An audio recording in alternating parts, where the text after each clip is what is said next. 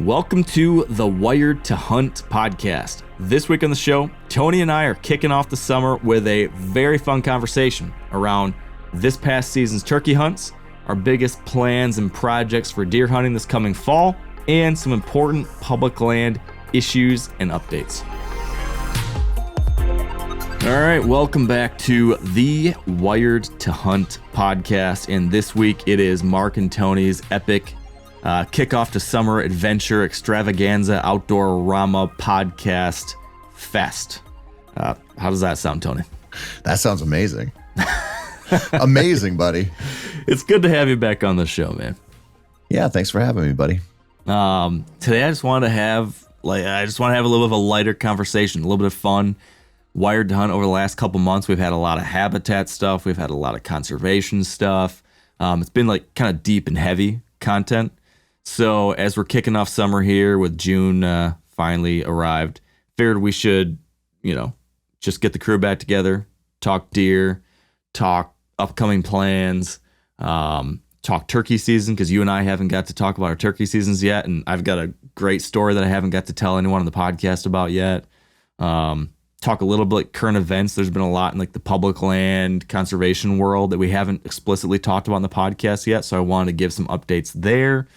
And then, see if there's anything exciting going on for you or I as we head into the season. Because what's crazy is it feels like we're going to blink and all of a sudden it's going to be late August and we're going to be racing around to go hunting. So I don't know how it happened. It feels like I swear to God, it was just January 1st and my wife and I were like planning our year and all of a sudden half it's gone. How does this happen every year? I don't know, buddy. It goes, time just freaking flies now. Flies.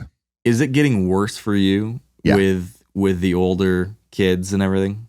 It just accelerates when you have kids. It's like your whole life is spoken for with like activities and stuff. So like you said, you're sitting there planning out months ahead of time what you're going to do. And it's always like, well, I got to be here to pick them up here. Got to drop them off here. They have this choir thing. They have this softball thing, whatever. And it's just like your life is just gone.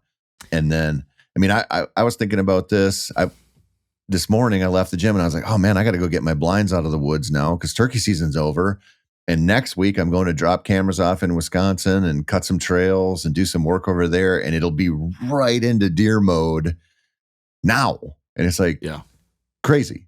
Yeah. I'm actually going out to put my, some of my summer cameras out right when we get done with this, which is just wild how it shifts and flies. And one of the things I always thought early on with kids was that, when they get older, I'll have more time. And I'm not sure if that's true or not, because I'm in a window right now where it's sort of true, but I see like the future that you're talking about with sports and all those like things all of a sudden taking away the little bit of extra independence I've gotten now that the kids are a little bit hands off compared to what they used to be. I don't know if that's what you're saying you're experiencing there, but it's a little scary. Your freedom changes. So when you have little ones, like obviously you can't leave them home alone. They'll kill each other, burn the house down, whatever. So you're like always there for them, or they're with you, or you have to arrange for them to have somebody. When they get older and you can leave, it's like they get into more activities. So like your weekends and your days are tied up more, but your individual time to like go for a run in the evening or go buy the groceries or whatever changes.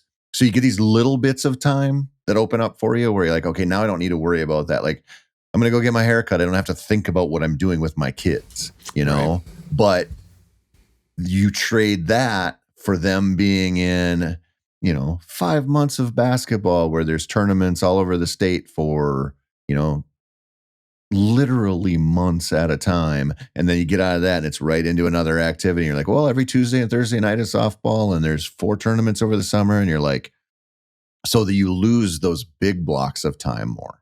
Yeah. So it's tough. Like planning. You talk about planning your year with your wife. Like I'm sitting here looking at opening dates in Minnesota and Wisconsin and where I kind of want to travel this year. And like, when can I get my daughters out hunting for a couple weekends next season? And it's already like, well, I can't do that one. Can't do that one. Can't do that one. You better make this one count. It's a lot, buddy. So we just wrapped up turkey season, or at least I don't know when yours ended, but our season ended 2 days ago. Turkey Yep. season in Michigan just did. So speaking of taking the kids out and everything, did you guys have a good turkey season? How was it for you and the girls? We had a good season, buddy. Minnesota went really well for us. My daughters both killed good toms early in the season. I killed one. I arrowed a good bird here. So we had a good Minnesota season. I killed a bird on public in Nebraska, a bird on Nice. public in Kansas. And then we did one weekend in southwestern Wisconsin. And one of my daughters killed a really good tom down there. So we ended up killing 6 for our family, which is a good spring. So Heck yeah. I'm the kid thing, dude. It's like my daughters they're kind of obsessed with stats. Like they're at that stage, you know? Mm-hmm. And so neither one of them has ever had up until last year, a 2-deer year or a 2-state deer year. Right. So that's how spoiled they are. They're like, well, I've killed 2 deer, but they were in the same state. Like I want to kill one, you know. How old are they again? They're 13. 13. Okay. And then they'd never, even though we've hunted Wisconsin and Minnesota every year, they've either missed or just hasn't worked out. So for my one daughter to kill a bird in Minnesota, a good tom, and then go to Wisconsin and kill one, she's flying pretty high. Plus, she's the one who killed the bear last year. So she thinks she's pretty special. She's probably sending in applications to MeatEater right now. Well, hey, there's precedent for some nepotism at our company, so What? it might work out for her. How dare you? I kid, but Do you? I would love to see the Peterson girls get a gig at MeatEater. Why not? Come on board. No shit. Start making some money, girls. Mm-hmm. Yeah, they got to pay their own way. Right. Were any of those hunts like particularly unique or memorable, or were they pretty standard Tony Peterson turkey fare? You know, with the girls, it's like the blinds, the scouted out thing. Like it's mostly a matter of time on those spots. You know, we had good hunts. My one daughter, the one thing that was really fun about my one daughter, not the one who killed the bear and the 2 turkeys, but she has struggled the most with shooting. So she rushes her shots a lot, deer, turkeys, whatever. She like wants to get it over with. And so last season she killed a little velvet spike in Wisconsin the first night we hunted over there, and she made a good shot. He died right in front of us. So she was happy about that. And then she killed a late season deer in doe in Minnesota, made a good shot. That deer died in front of us. And then this spring turkey hunting, we had 2 gobblers come in that hung up at like 40 yards. You know, wide open, you know, it was anybody else, you'd be like, you just kill them. Right. Yeah. But with her, I'm like, that's like right kind of at the line. But finally, one of them finally posed up and stood there forever. And I was like, honey, if you think you can dump him, just dump him. And she did. And so her confidence has gotten way higher. And seeing that, because that's been a real challenge with her, and seeing her just string together multi-weapon good shots on different species has helped a lot. So, but yeah, like, I mean, you know how this is, dude. I had a ton of fun hunting with them. You know, I kind of knew we were going to kill birds in Minnesota because where we're hunting, but I went and kind of took a flyer. I hunted Nebraska and Kansas in probably planned less for those hunts than I ever have in my life. Just kind of like, just go into an area, find a place to camp, find a place to hunt, figure it out. And I had so much fun. Yeah. Like so much fun. And I know we're going to get into this later on the public land thing, but that is just like, to me, being able to go do that, right? It's a gift, no question. Mm-hmm. But while I'm down there in Nebraska, I found a spot where I'm like, I think I can't do it this year because we're filming a project. So I got to save my tag. But I found a place where I'm like, I think I can kill a big one early when it's super hot. And I'm like, that's cool. That's a part of it. You know, the turkey thing was really fun, but that was cool too. And then in Kansas, where I killed my bird, there were pheasants and bobwhite quail all over. Nice. And, you know, the quail thing, people talk about this all the time. Like there's no quail left. There's no bobwhites on public. And I've found them in a few states and hunted them. And, you know, it's been a few years now, but I'm like, I'm probably going to have to wait till January, but I'm like, I'm going down to Kansas. with my lab and I'm going to go shoot quail on public land somehow. I'm going to figure it out. And it's like, I'm actually really excited about that. And I always think about that because you know how this goes. You go for a reason, right? You're like, I'm going to go kill a buck on public land in Ohio, or I'm going to go take a flyer on some state. Yeah. And inevitably, when you're there, when you're driving there, or you're driving back and forth from camp to where you're hunting, you see some kind of critter, or you see something where you're like, I'm going to fish here, I'm going to hunt here, I'm coming back. And it's like this thing that never ends. And you know, public land is like this hot topic right now.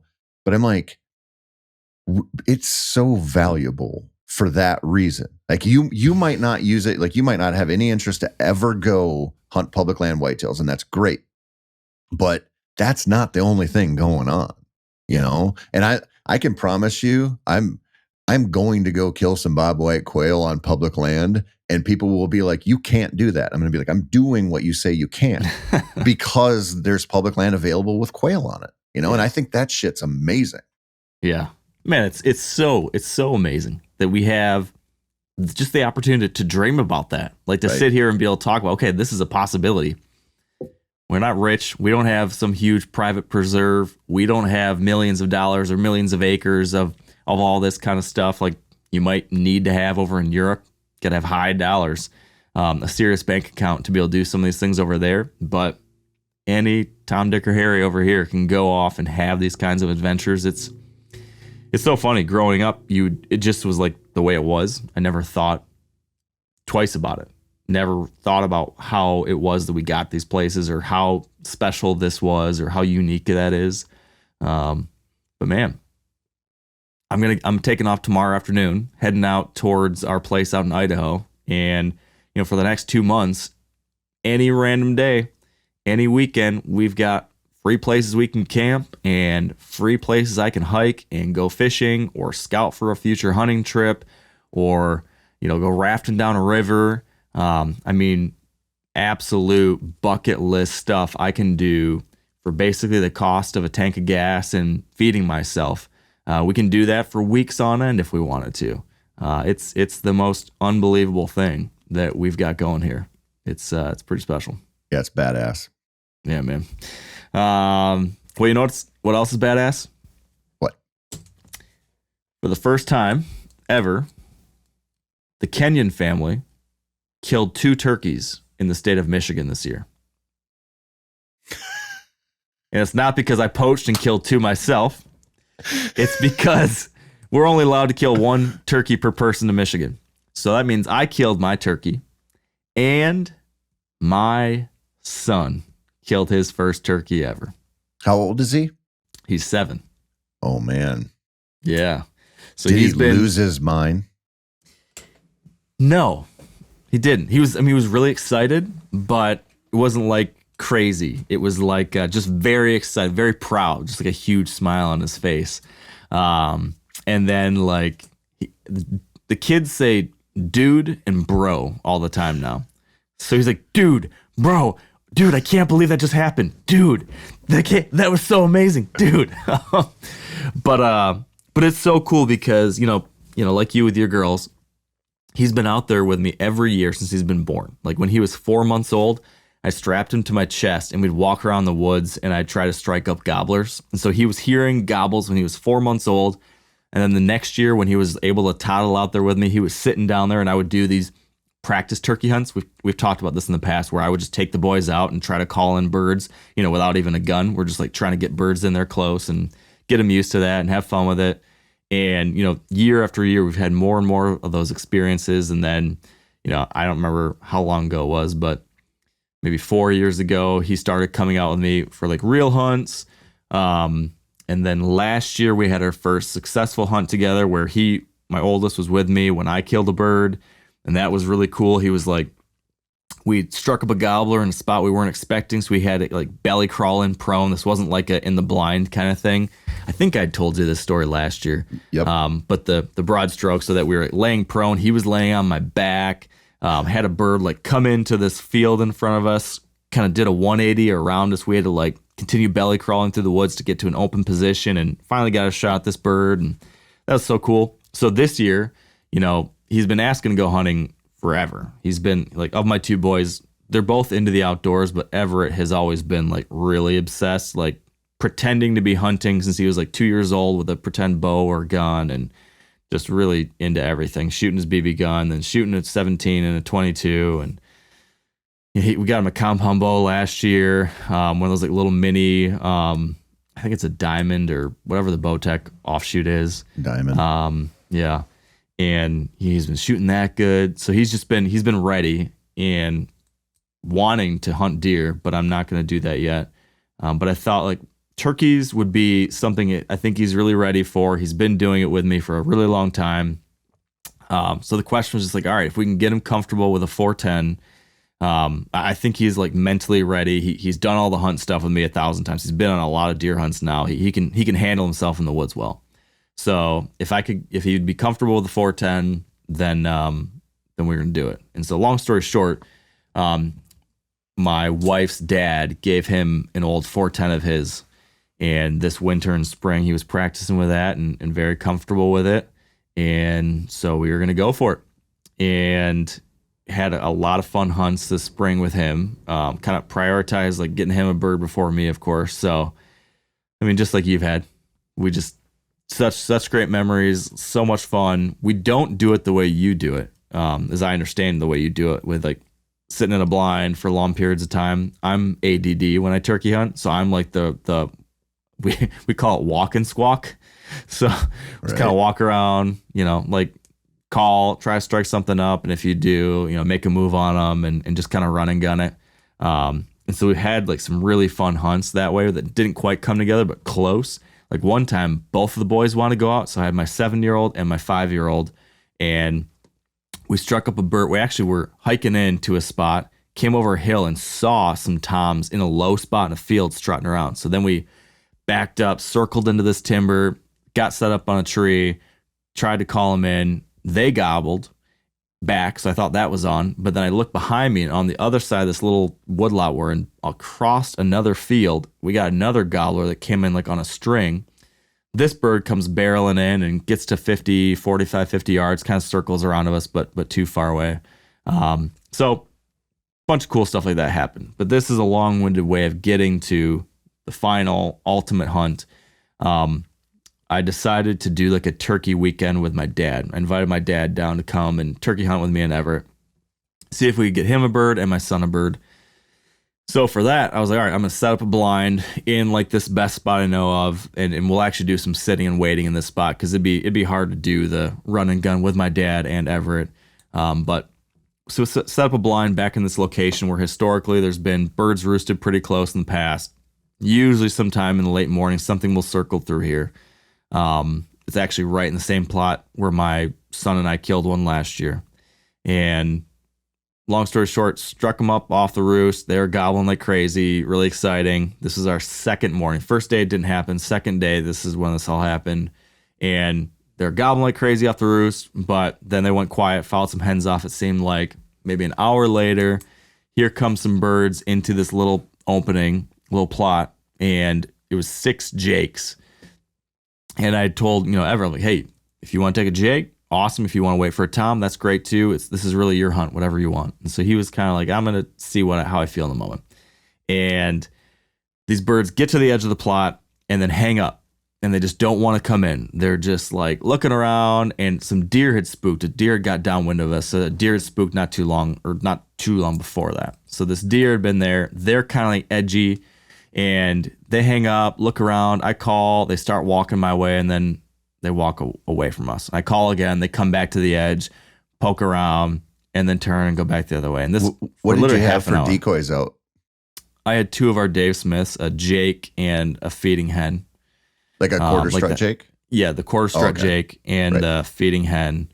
And yeah, they just didn't want to commit to it for whatever reason. And they stood there like right in the edge of this plot. Like it was about a 20 to 30 minute interaction, and this whole time, like as soon as they showed up, my son had to get ready, so he was ready, gun out the window, holding still, and then he can't move, so he's trying to hold still, and he's getting tired, and so I have to like kind of slowly reach over and give him some support to hold the gun for a while, and finally they looked like they were gonna leave, and so then I just kind of went crazy. I'm like, well, Hail Mary with the calls. They're just like key, run, like just go and cutting, just like annoying, just nothing to lose. And then that turned them around. They came barreling into the decoys finally, and problem is they all stayed in one big clustered ball. So all 6 of them were doing what those birds do. Like, have you ever seen one of those? There's a clip from like a Planet Earth show or something where there's all these flamingos all marching together in line and formation, like they're in a huge cluster and all their heads are pointing one and they all are moving like this and they all move together on the right as if like they're like an army parade, how they're all like strutting together. It was like that with these 6 jakes. They would not separate. So like every time a bird kind of separate, everyone's like, okay, can I take that one to the left? And like, yeah. I'm like, no. He's like, okay. And then like, what about that one? I'm like, okay, yeah, take him. And then no. So that went on for 4.5 minutes because I filmed this whole part. And finally, what looked like probably the biggest of the jakes finally like kind of half strutted and puffed up next to the deeks, and the other 5 were just far enough away. I'm like, that's the one. And he dropped it. It was super exciting. He was excited. And like I said, he was saying dude and bro a lot. And it was a really nice, just good, big Jake. And it was awesome. Awesome experience. He handled it like a pro. He was very, very proud, very excited to be able to. Did he carry it out himself? Yeah. I helped him a little bit. He carried it mostly himself. And just great to see like that next step taken for him. He's been following along with me for 7 years now, and I mean I can see why you've been dude, loving all of these years the way you have. This is so fun, pretty darn special. That situation where when you have a kid, it happens with just any newbie turkey hunter too. When they come in all wadded up, is like intense. I mean, it was a couple of years ago after my daughters had that just meltdown where they shot 9 times and we got 1 Jake.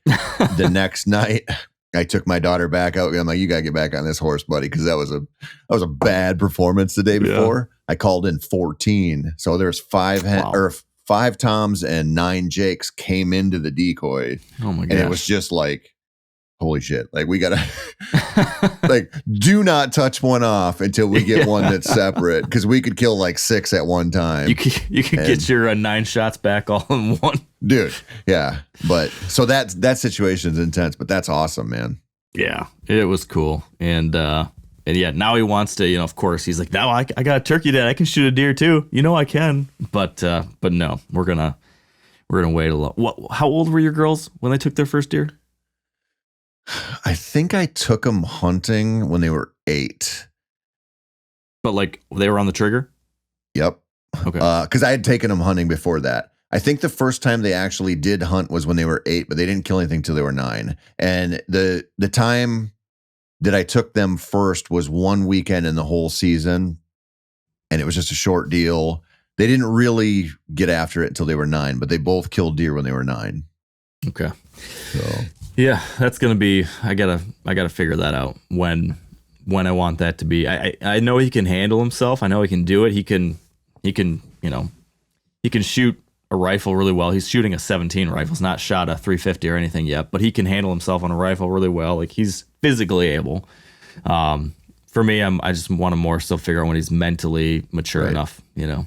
Yeah, I mean the deer thing's different than turkeys, man. Like if I were you, I would get one of those death grip bog pods and make sure that the shot's going to be like 15 yards kind of thing. Like just, and we haven't had this happen yet. We've been pretty lucky so far, but my girls haven't spined one.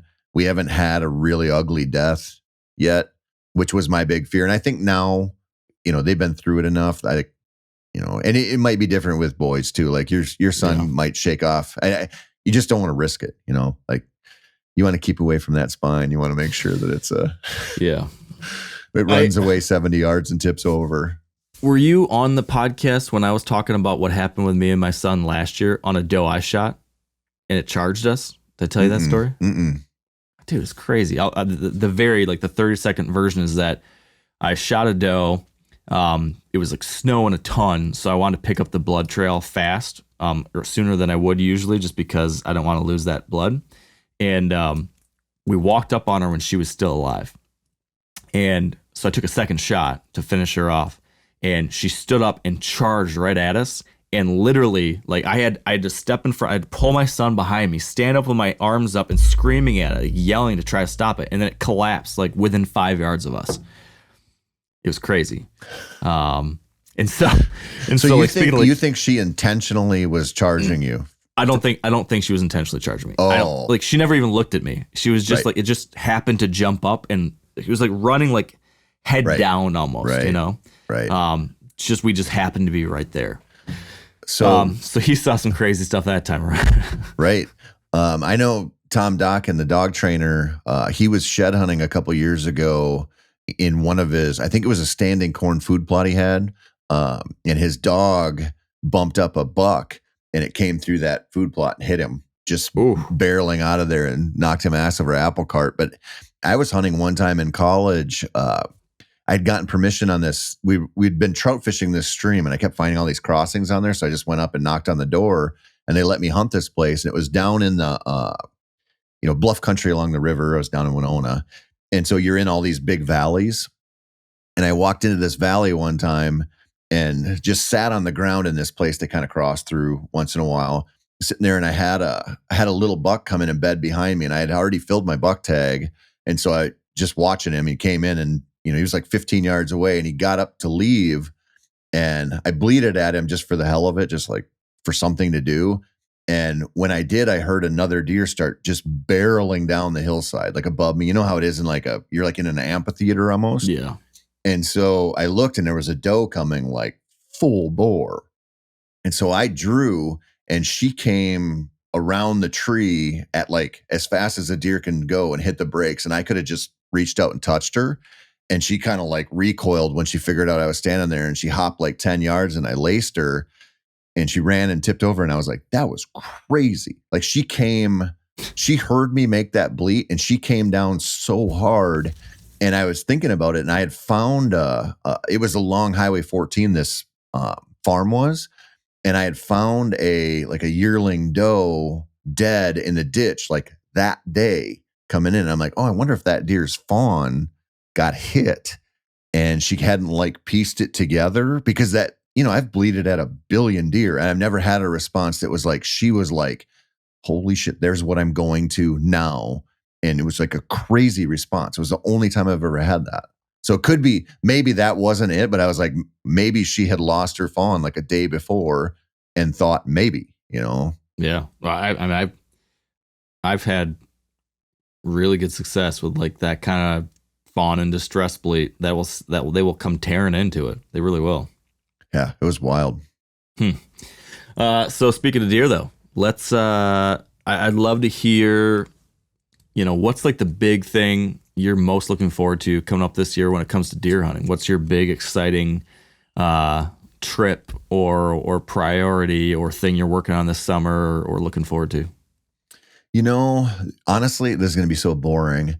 Other than with the girls, and I should say this too, I got permission to hunt a badass place for bears here in Minnesota, which I'm like a little torn on because I don't like the 30-second version of this. I ran into a guy I used to fish a lot of tournaments against earlier this spring, and he sold his business quite a while ago for a lot of money, like walk away, never do anything again. So he owns 1,300 acres in one spot an hour north of me in the no quota zone of Minnesota. So essentially you can buy an over-the-counter bear tag every year because they don't want bears south of a certain point. Gotcha. So he was like, he killed like the number 5 biggest non-typical in Minnesota ever a few years ago. Giant. Wow. Like it was it was in the 180s net, one of those deer that's just like a, mass for days kind of thing. Anyway, talking to him, we were talking about deer. And then he said, my only problem is I'm covered in bears there and nobody will shoot them. And I'm like, hey, buddy, I've got 2 13-year-old girls who will shoot all the bears that we can. And so we have that. So I'm actually like weirdly excited about that because I'll be able to do real like bear work. Like I'll be able to set things up and bait it, and it won't be like I won't be driving several hours at a time and not there for many days at a time. Like all my bear hunting has been like very kind of piecemeal because nothing's close to me. And so I'm actually kind of excited for that, other than potentially having dead bears to deal with, which I'm not that excited about, but we'll make it work. We'll eat them. They'll get their bear rugs or whatever. So I'm excited for that, and just hunting with them in general. Because we're starting to do, you talked about like put your back to a tree with your son versus sitting in a blind. Yeah. Last year we started doing natural blinds, deer hunting. This year I'm setting up tree stands for my girls so we can sit together. So we're like expanding that thing, because I'm sick of sitting in blinds, and so are they. And after they both killed deer out of natural blinds last year, they're like, Dad, this is how we're going to do it. So that process, that's kind of what I'm going to be working on next week. I'm excited for that. But like personally, I've talked about that big wood stuff that I hunt over in Wisconsin a lot, and my struggles on the public land over there. Last year I found a concentration of good bucks. Almost got one, like a 130 with my daughter sitting on the ground in there, just super freaking cool. Mm-hmm. I went back there to hunt, had a great hunt, almost killed a nice 8-pointer my first morning, hit a deer that night, wrecked my truck over. I didn't get to do what I wanted to, but I went back there this winter and this spring, and I scouted, and I put way more time into that area. And I'm like, my focus is get the girls some deer early. And then I just want to go have like give that area a good effort, because it's just that fun big woods stuff. And last year it was like, I hunted Iowa last year. When I left Iowa, I went over to Wisconsin in the Northwoods, where the deer concentration is like 10% of what you're going to run into where I was at Iowa. Like literally, I'm not even really being facetious. Yeah. And the sign that I found and the concentration of bucks that I found was better than what I found in Iowa. That's crazy. And I have a few theories on it. I don't know if I'm right or not, but the easy access died a couple years ago when we had this crazy heavy snow that just weighed everything down. And it's like to get to these deer now, even though they're not very far away from a road, is just a different thing than going down a very clear 2-track with a 4-wheeler or just walking in. And I think that was the difference maker. And so, that's part of the reason I did a lot of walking in there this year, because I'm like, are there people even hunting in here anymore? And every tree stand I found, which there's supposed to be none, every one of them is a stand I've seen for years. So I'm like, I didn't see anything new. And I'm like, I think people are just staying out of here. And that's why those bucks moved in here and were concentrated. And so I don't know how long that'll hold up, because it'll get open again. But that little challenge is like my most exciting thing right now. Yeah. Are you going to run cameras out there? Can't. Oh no, you can't on this. So this is private land open to the public. Wisconsin has a great program for that. And so I think I should check this, but I think technically you have to get permission from the landowner, whoever owns it, to run cameras. So I just don't. Gotcha. Which is weird, right? Because you're like showing up and you're like, there's sign, there's everything, but every deer that shows up is like a kind of a mystery deer. But I don't mind it. You know what I mean? Like, it's just kind of like you just whatever, you play by that rule now, but it's, man. And also I'll tell you this, not being able to do that has forced me to just walk and scout a lot, because you can't go in and be like, well, I'm just going to monitor this trail for a month. And if this doesn't work, so I'll move my cameras. And so it's like a different thing, but that area just got under my skin, and I'm still dealing with it, and I can't get past it, and I got to figure it out. So that's fun. Those new little challenges. I mean, to what you said with the camera thing, like I love my cameras. I'm going to keep running cameras, of course, but I do find myself more and more interested in just some places not doing them on purpose. Right. Just to keep that mystery in some spots. Because last year, like on my main Michigan area, any bucks that I was interested in shooting disappeared early on. And then I just found myself like increasingly less and less excited, less and less interested. Like, I'm going out there. I'm like not even feeling like there's a chance. I'm kind of going through the motions because I haven't got pictures of a deer in 7 weeks I would shoot, but here I am. Right. While if I had just gone into it, with a different set of expectations and just been out there for the fun and the mystery of it, probably would have enjoyed those hunts a lot more.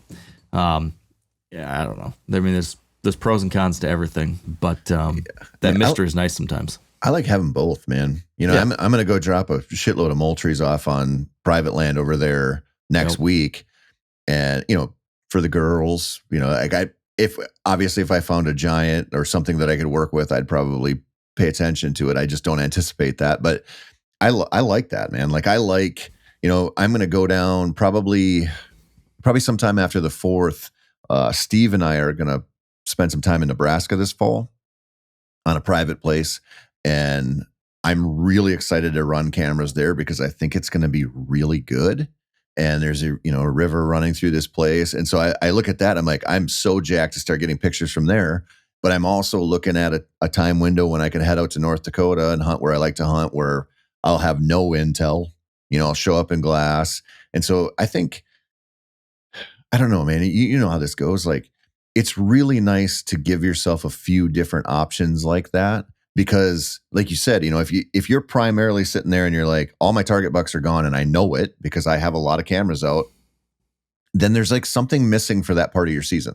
Mm-hmm. Like you just don't have the desire to go. But if you're like, well, I don't have any target bucks right now, but I'm heading out to North Dakota in a week and I don't know what's going on there, but I don't care because I'm going to have to go find them in the moment. Yeah. It just like sort of balances that stuff out a little bit. Yeah. No, we've talked about it for years, like that, having options or having diversity. Just having some different things makes it all, a lot more fun in many different ways. So I will be running a lot of cameras in one state this year because I, my friend, should be drawing Iowa.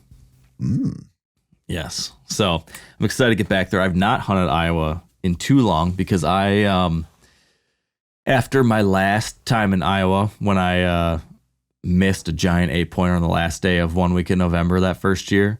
I was kind of butthurt about it the next year and forgot to apply for a point that year.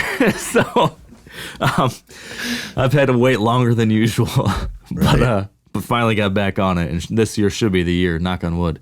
Are you going to hunt back down in the same area again? Yeah, same area. So I've got access to a couple different spots down there with our mutual friends, and we'll be looking for redemption. So excited about that. And also like, that year in 1 week in November, because of the fact that, we were there for work and we were filming that show and, things, weren't going my way. So I felt like, there was just zero room for any fun. It was like, I'm hunting all day, every day. If I'm not in a tree, I'm scouting, I'm moving, I'm, getting back late because, we're in deep and we're sneaking out as quietly and slowly as possible. And we're in there way before, just like everything was 2000% focused on how do you kill a good buck here. Right. While at the same time, a couple of my friends from Michigan were also there in Iowa with our buddies that live there in Iowa. And so like my whole friend group is there hunting together. And they're going out to eat at night and they're meeting up for lunch and hanging out and having a good time. And they're just having a terrific experience. Meanwhile, I am, killing myself to try to kill a deer, not doing any of that stuff for them. Right. And then I didn't even kill a deer. So this time around, I'm going there for the full experience. I'm going to, of course, try to fill a tag. Right. And so you're all not going that to film fun it? stuff. I'm not going to film it, no. Wow. Dude. Yeah. I know that you hear this a lot about 1 week in November. I mean, that's the one project people are always like, when are you bringing that back? Yeah. And I mean, I would do it again because I think it was a really good show, but that week sucks so much. I mean, you're just, week. Yeah, I mean, it's just, it's a dumb thing to bitch about, but I'm going to anyway. When you get into that week and you're dragging a cameraman around and you have that pressure to kill, it's by the end of that week, you are like, I am done with this, like done. And it feels like 1 month in November. it's a heavy lift, man. I mean, it's so great when you kill one. Like it's really fun when you kill one or you have a really cool hunt where you're like, that's going to be a good show.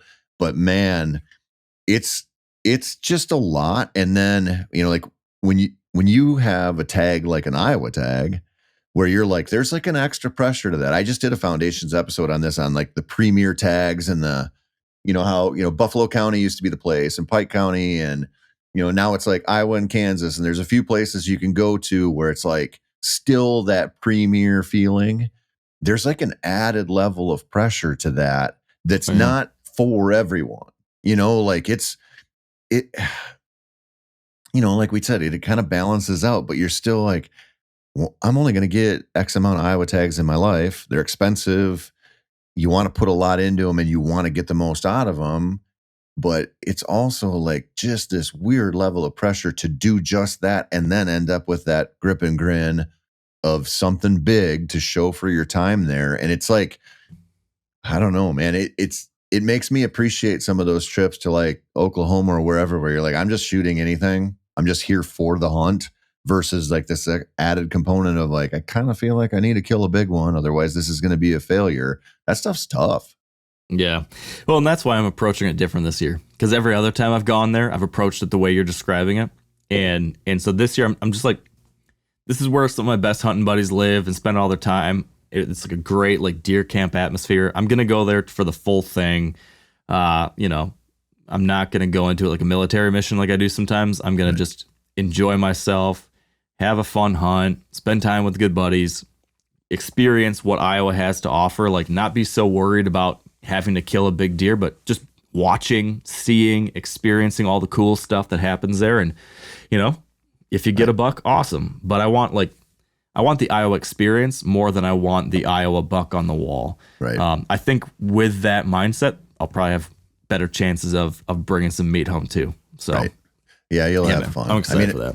When I drew last year, I had a tough hunt down there in some ways. I mean, it was just a lot of pressure, just a lot of things going on. I was on the end of a long run of travel, but even, like how I killed my buck, like decoying him and like what we saw the evening before and that day, I was like, this is like Iowa. Like, this is just like what you want to be here for. And it wasn't like I was covered in giants, but it was like, you're sitting in a spot once you kind of get her dialed down there where you're like, this little area is just humming with activity. Like somebody's coming down the trail eventually.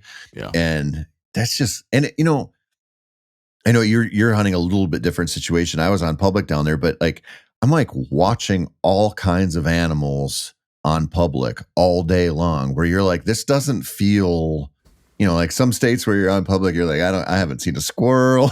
Like, it just feels different. And it's good to be reminded to like appreciate that because you're not just, that Iowa tag isn't just a ticket to go kill a big one and bounce, like you actually have like really enjoyable sits down there for many reasons.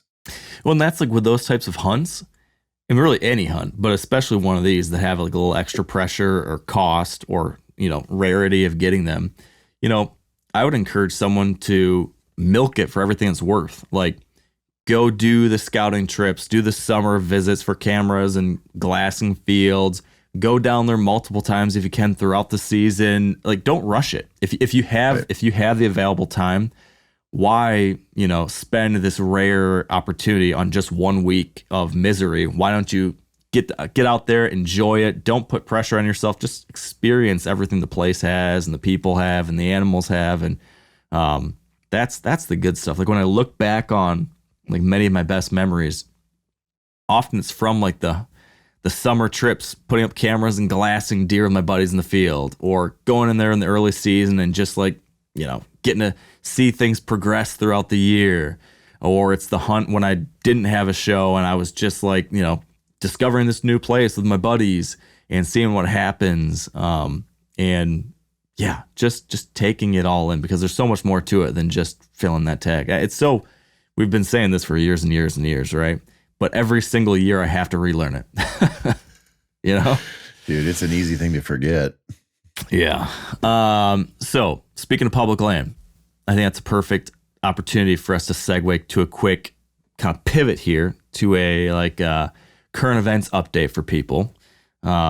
If you are not on social media. If you are like Tony Peterson and you are not on social media too much, you might have missed some big news in the public land world that I and a bunch of folks have been talking about lately. So quickly, I want to get folks up to speed and then give people updates on what's happening still. But the big brouhaha over the last month or so, Tony, and I know you're aware of this, but the big brouhaha has been around the most recent iteration of attempts to dispose of public lands. Right now, Congress has been debating this big budget bill through a process called reconciliation. And this is basically something that, like every administration comes in, they want to get a set of budget-related priorities passed.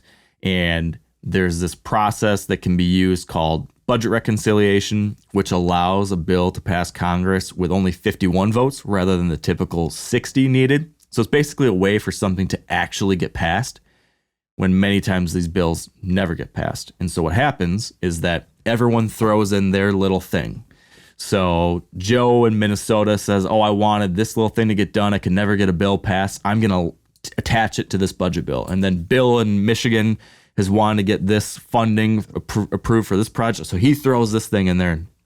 It becomes this big, huge package of 1,000 different things.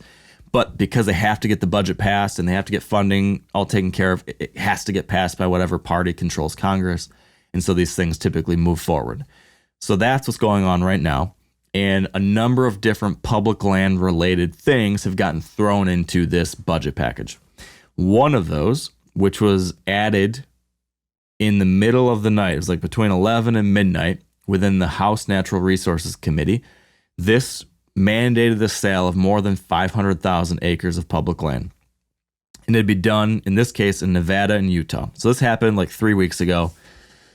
When news came out about this, first we thought it was 11,000 acres, and then it was several 100,000 acres, and then there was more than 500,000 acres. At one point, people thought maybe it's more than 1 million acres. Yep. But basically what happened is like the representatives from Utah and Nevada didn't specify, it's these acres.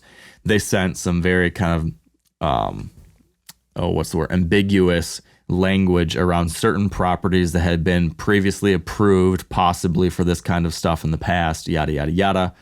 Long story short, there were two things that were very concerning here. And the reason why so many folks across the conservation and hunting and fishing and outdoor rec worlds were raising such a stink about this. First and foremost, this was selling 500,000 plus acres of public lands that you or I or anyone would have access to, right? So that's a huge issue because we're losing public access. We're losing, a long-term sustainable resource that, could be used both for recreation, for wildlife habitat, but then also like it's used in many other ways that produce revenue for the nation too. It provides grazing lease funds, or maybe there's oil extraction or different things like that going on out there. So this is something that has produced revenue, produced utility, produced space for activity and recreation for hundreds of years, decades and decades, and it could for decades and decades in the future. That would all be forfeit if this is sold off for a short-term revenue gain. So that's number one. The number two, which maybe is even more concerning, was the process that would be utilized to dispose of these public lands. Because historically, there has been a process in place for appropriate sales of public lands or swaps of public lands. Occasionally, there'll be a situation where maybe there's like a small piece of public land that's landlocked and inaccessible by the public. And there's been situations where they say, okay, well, we're going to sell off this 20 or 40 acres or whatever it is. But this process requires a very careful review process. It requires public review and comment. And then it also requires that any sale of public lands, those funds go back towards future public land acquisition or work. So if we're going to sell a piece of public land, that revenue will be used for additional better situated public lands or to improve public land access, whatever it might be. So it's kind of keeping it in the family, right? Well, this sale would mandate the sale of all those acres, and it would jump around that entire process. So there would be none of the public review. There would be none of the public comment and opportunity to influence it. There would be none of the careful kind of red tape that should be necessary to make sure that if we have to sell a piece of public land, it is done for the public's best interest and done in a careful way.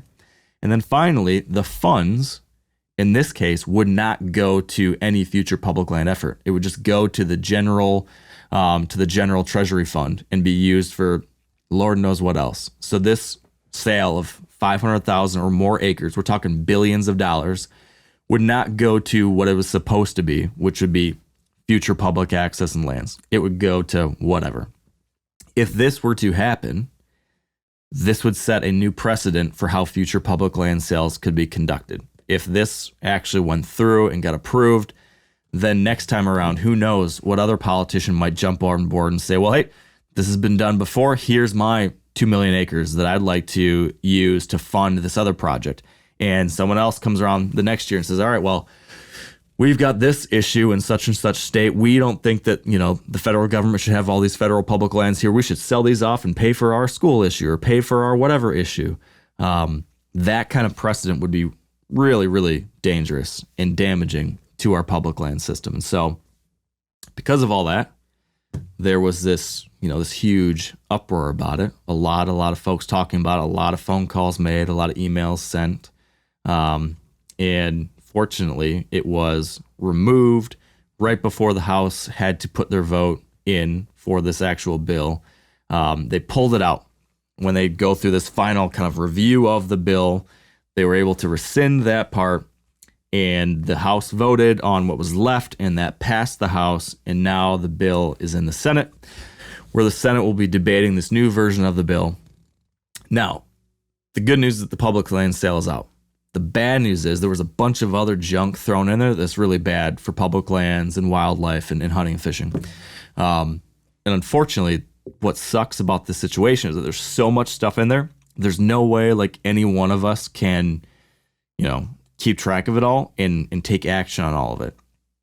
So because they throw like so much spaghetti at the wall, some of it's going to stick because you can't address it all. The thing with the public land sale and the reason why, we were able to stop it is because it was like one thing that was very clear and obvious. Like, this is a problem.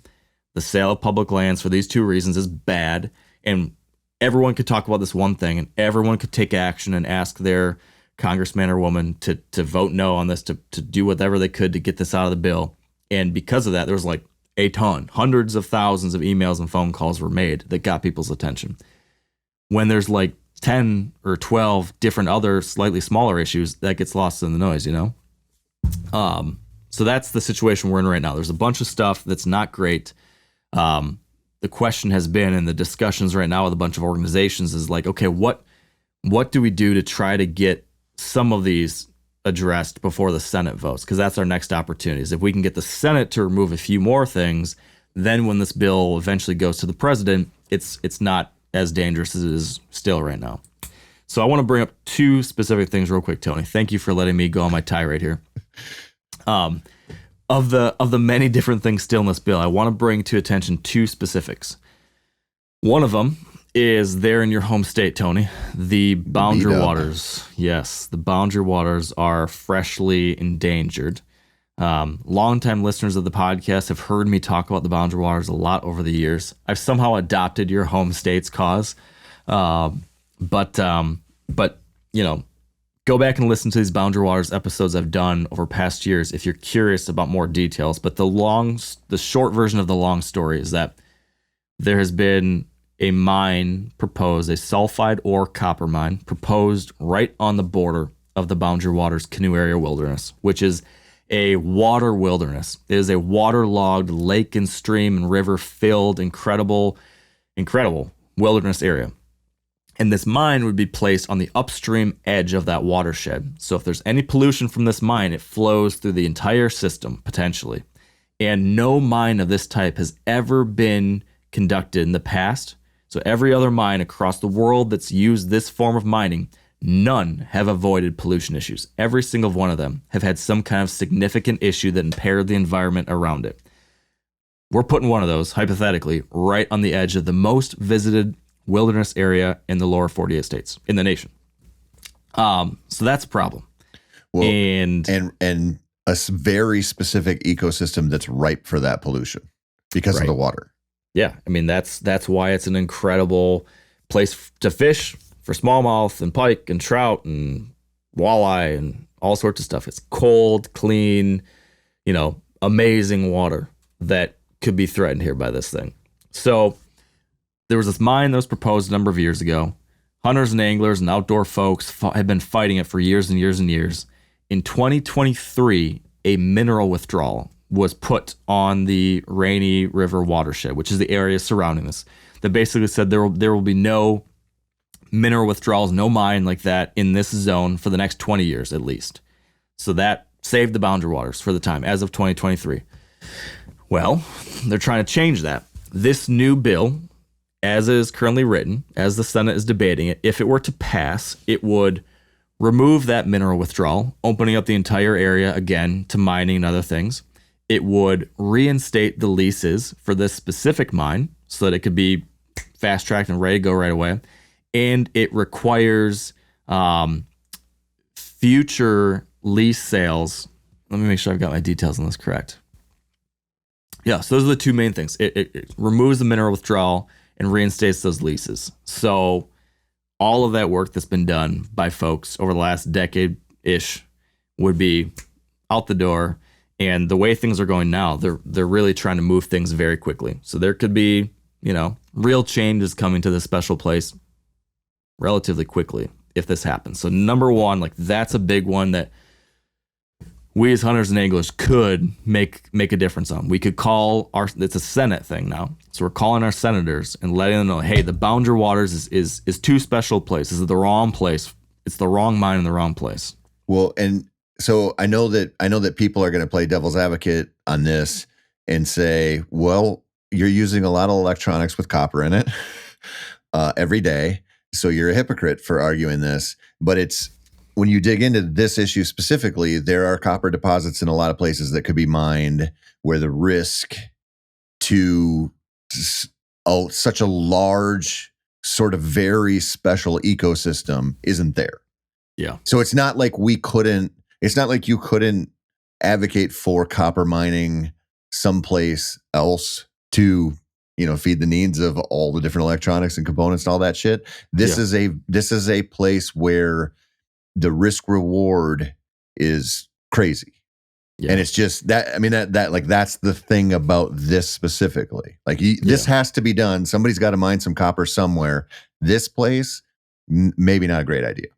I think that's the thing is we of course need resources. We need these things. The job will be for folks like us is to identify when they're proposing it in a place like this. This too risky, too high value of a location for other reasons, and advocate as best as we can that this kind of development is being done in the places where it's safest to do so and most appropriate to do so, not just where it's most convenient or most profitable for a few foreign-owned companies, right? Right. This is not the place for this. And we still have an opportunity to influence it. So to anyone listening, if you've ever been there or if you would like to go there somewhere, your attention, your phone calls, your emails, they're needed right now. If you go to Sportsman, I should have had this URL. Just look up Sportsman for the Boundary Waters on Google. They've got probably the best overview of the issue for hunters and anglers to help understand why this is important and what you can do. So that's number one. One other example real quick of a situation like you're talking about where resource development is needed generally, but this is a place where they're trying to do it that's got a really high risk. And this would be the Arctic National Wildlife Refuge. The long story short on this one is that it's basically the absolute crown gem of our public land system in America. It's the largest, wildest, most incredible, most undeveloped, last wilderness reservoir we have in the nation. It's right up in the northeast corner of Alaska, right there. The Brooks Range, which is the northernmost kind of appendage of the Rocky Mountains, runs across this refuge. You have this unbelievable mountain landscape, and then the north slope of it, heading into the Arctic Ocean, there is something called the coastal plain. And This is like when you see the videos from like Planet Earth or Our Planet or whatever nature documentary it is, and like when you see the videos of the hundreds of thousands of caribou all migrating, it's this place or places very nearby and similar. This is where these vast aggregations of caribou are occurring. And caribou are not doing very well across the world right now. I believe I saw that they have declined 80% in recent decades. The porcupine caribou herd is the herd there that utilizes the Arctic National Wildlife Refuge. They are actually doing pretty well right now. They are now the largest remaining caribou herd in the world. But they are dependent on this area called the coastal plain that I mentioned earlier. When the Arctic National Wildlife Refuge was created in the like 1960s-ish, right around there, it was designated in such a way by Congress that there was a little slice left that was not protected as wilderness. And this little slice was like part of these congressional debates where someone said, well, hey, we'll help you pass this bill, but we want to leave this chunk here that's not designated as wilderness, and it will be designated to study for either future protection or future use for development. Basically, it was open to maybe it'll be wilderness someday, or maybe it'll be open to drilling someday, because that has always been the thing up there is maybe there's oil. Yep. And for the 50 years since, or whatever it's been, it has been debated, like one of the most hotly debated, kind of repeated issues bringing up again and again and again, should the coastal plain of the Arctic Refuge be open for drilling or not? For decades and decades, the outdoor community, conservationists, hunters and anglers, environmentalists, the whole 9 yards have kind of beaten back repeated attempts to do this.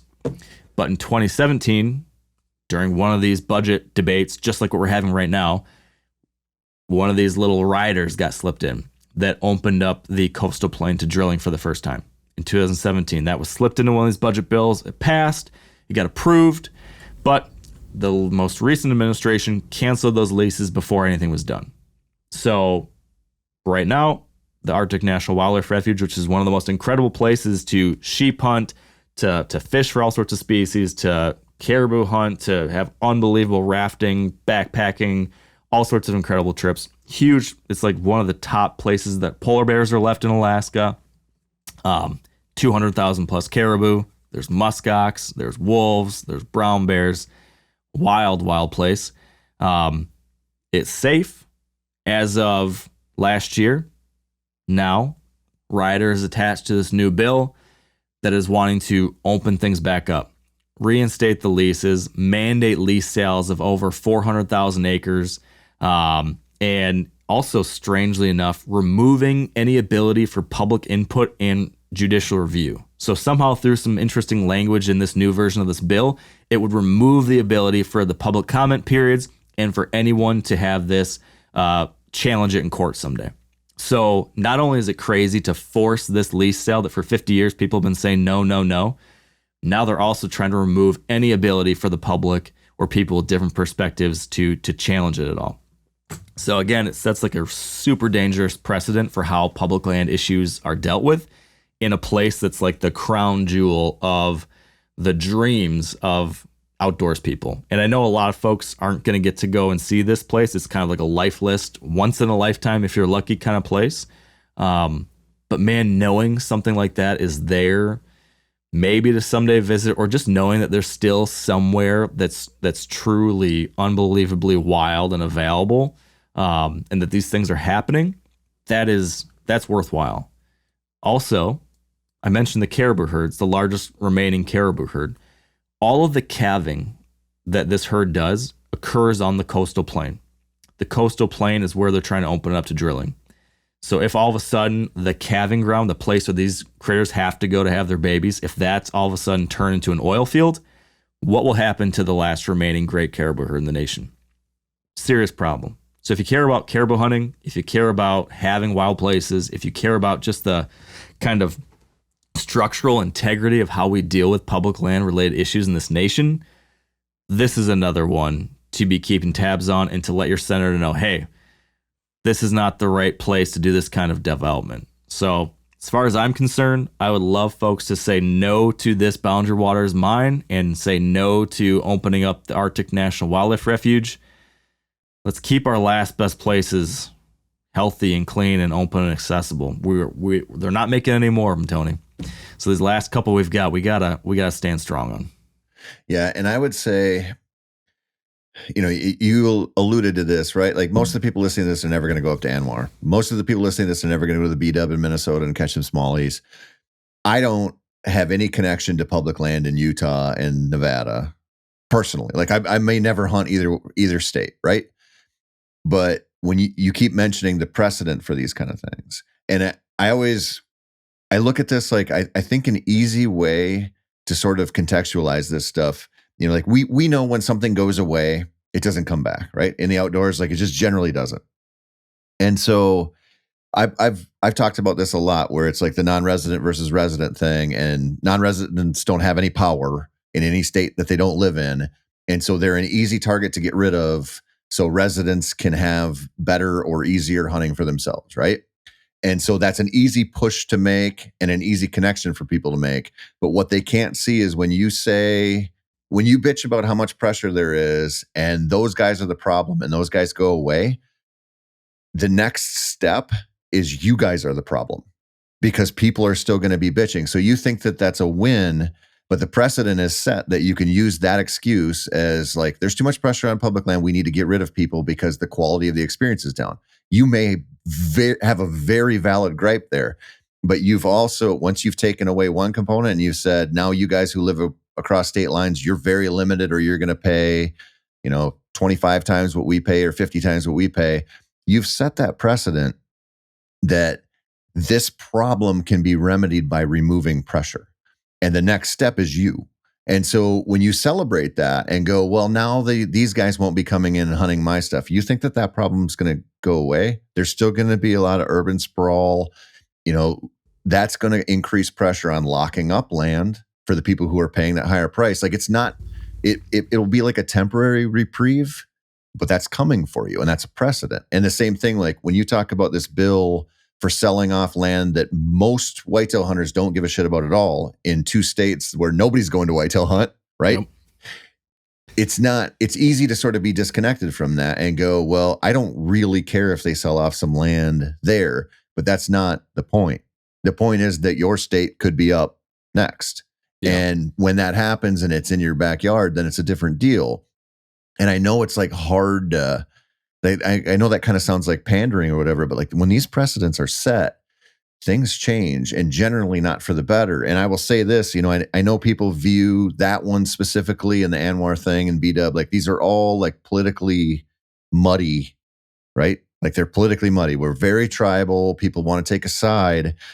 But I just look at some of this stuff and I go, like, some of these issues are just like, you just have to like look inside and be like, do you really want resource extraction in some of these places that are just left, that like we can get these resources other ways, and you're trusting politicians on either side to decide what's best there, or you're trusting politicians to sell off public land? Like, who do you think they're going to sell some of that stuff to? Their buddies, right? Like there's going to be some bad elements to this on both sides, and it's a dangerous game. And so like to maybe frame this up the best is like, think about that precedent and not what it means just for the hunters of that state or just for this one-off event that could take 500,000 acres off the public dole and put them private. Like, think about it in a broader scope, because this stuff's coming for us. Yeah. And it's just so frustrating. It's easy to sort of be short-sighted on this, and I get it. Like, we all have a lot of stuff going on in life, and life is hard, right? Like, life is hard.